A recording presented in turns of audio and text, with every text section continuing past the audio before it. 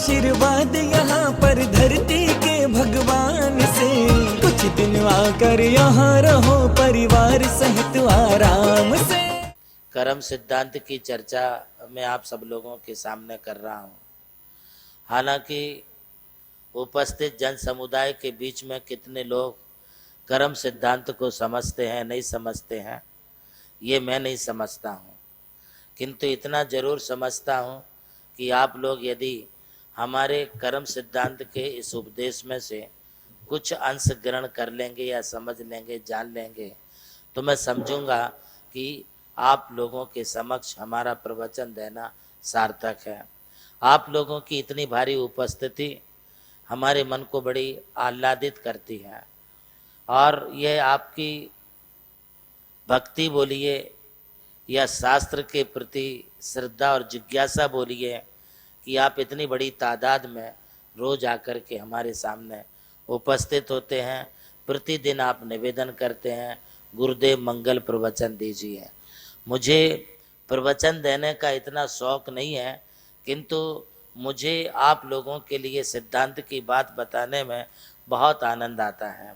आज मैं अकाम निर्जरा और बाल तप की चर्चा आपके बीच में कर रहा हूँ। अकाम निर्जरा, बिना काम के।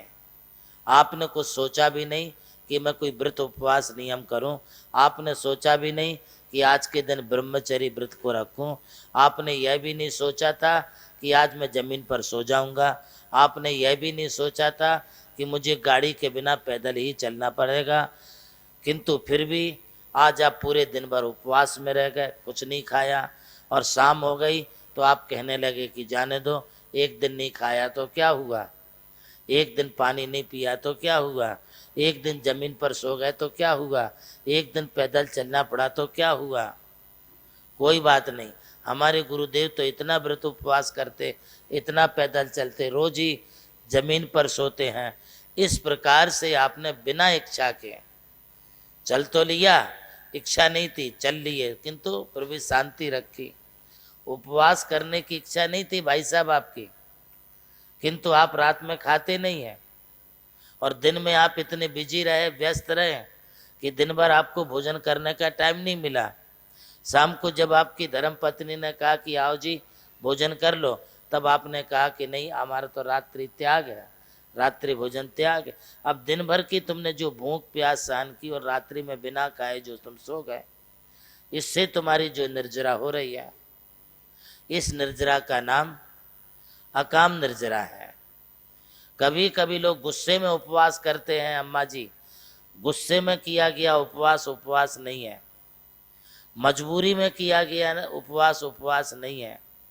उपवास और व्रत वह होता है जो अपनी इच्छा पूर्वक संकल्प पूर्वक किया जाए, वो उपवास सार्थक होता है। चलो जाने दो, मजबूरी में किया गया उपवास या बिना इच्छा के किया गया उपवास हो गया, फिर भी तुमने शांति पकड़ी, उससे जो तुम्हारे लिए निर्जरा हो रही, उस निर्जरा का नाम अकाम निर्जरा है। ये अकाम निर्जरा तुम्हारे लिए जो है देवायु के आश्रय और बंधक का कारण बनेगा। ये है कर्म सिद्धांत। आप रास्ते में कहीं जा रहे हैं, आपके लिए कोई ट्रेन पकड़नी, ट्रेन 4 घंटे 6 घंटे लेट है, अब आप प्लेटफार्म पर वहाँ पर बैठे हैं, वहीं पर आप लेट गए, वहीं आपकी नींद लग गई। आपको तो बिना डंलप की गादी के नींद नहीं आती थी, बिना एसी के नींद नहीं आती थी, किंतु आप ऐसे वैसे आज प्लेटफार्म पर वैसे ही पड़े पड़े सो गए। एक दिन तो सोए, क्या होता है, आपने शांति से अपनी रात निकाली, इसका नाम अकाम निर्जरा है। अब आप जो है कहीं बाहर गए हुए 8-15 दिन या 4 दिन के लिए, 15 दिन के लिए, और उस समय आप जो हैं अलोन अकेले ही रहे, फिर आपने मन में विचार किया कि जाने दो, यदि हम 4-8-15 दिन अपनी पत्नी के संग सहवास नहीं कर सके तो क्या हुआ, और शांति से आप उस समय अपने ब्रह्मचर्य का पालन ही कर रहे हैं। इससे जो तुम्हारी निर्जरा हुई, इस निर्जरा का नाम अकाम निर्जरा है। सीधा मैं एक ही अर्थ आपको बोलता हूँ, आपकी जो भी क्रिया हो तो जाती है किंतु बिना इच्छा के होती है और फिर उसे शांति पकड़ लेते हो, इससे तुम्हारी जो निर्जरा होती है वो अकाम निर्जरा है। और वही यदि तुम इच्छा पूर्वक संकल्प लेके देवशास्त्र गुरु के समक्ष प्रतिज्ञा लेकर के कि अब मैं 15 दिन का ब्रह्मचर्य पालूंगा, या मैं जो हूँ उपवास रखूंगा, एकासन रखूंगा, या 15 दिन में 2 दिन में जमीन पर सोऊंगा, ये यदि आप संकल्प लेके करें, इससे होने वाली निर्जरा सकाम निर्जरा होगी।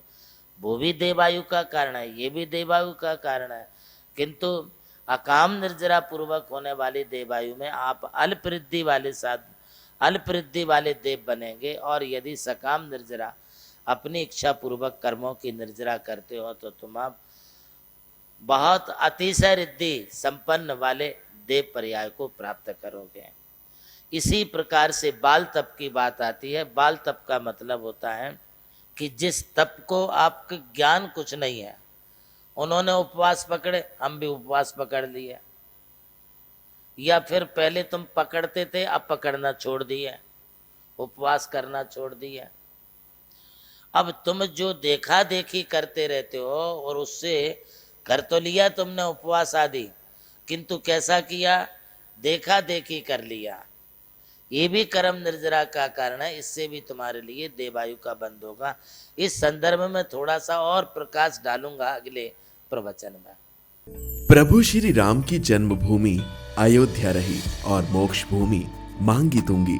इसी यात्रा में उनके चरणों की रथ से पावन हुई ये भूमि राम टेकड़ी, जहां अनादि निधन महामंत्र नमोकार को समर्पित दिव्य तीर्थ का निर्माण हुआ।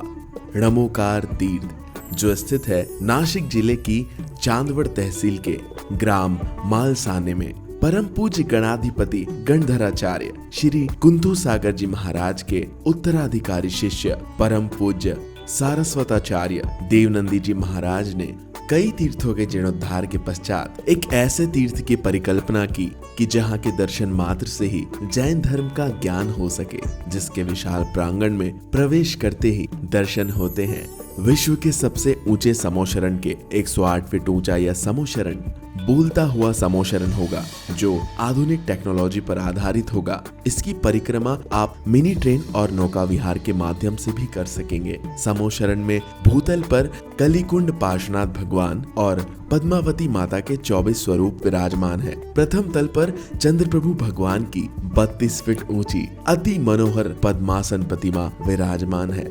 विश्व के सबसे ऊंचे पंच परमेष्टि के 51 और 31 फीट की प्रतिमाएं भी यहाँ पर स्थित हैं।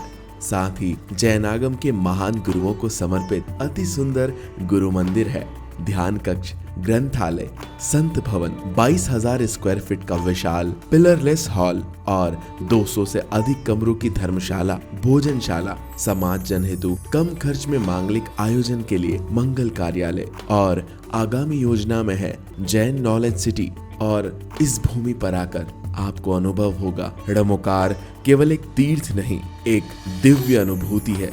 वो अनुभूति आपकी भी प्रतीक्षा में है।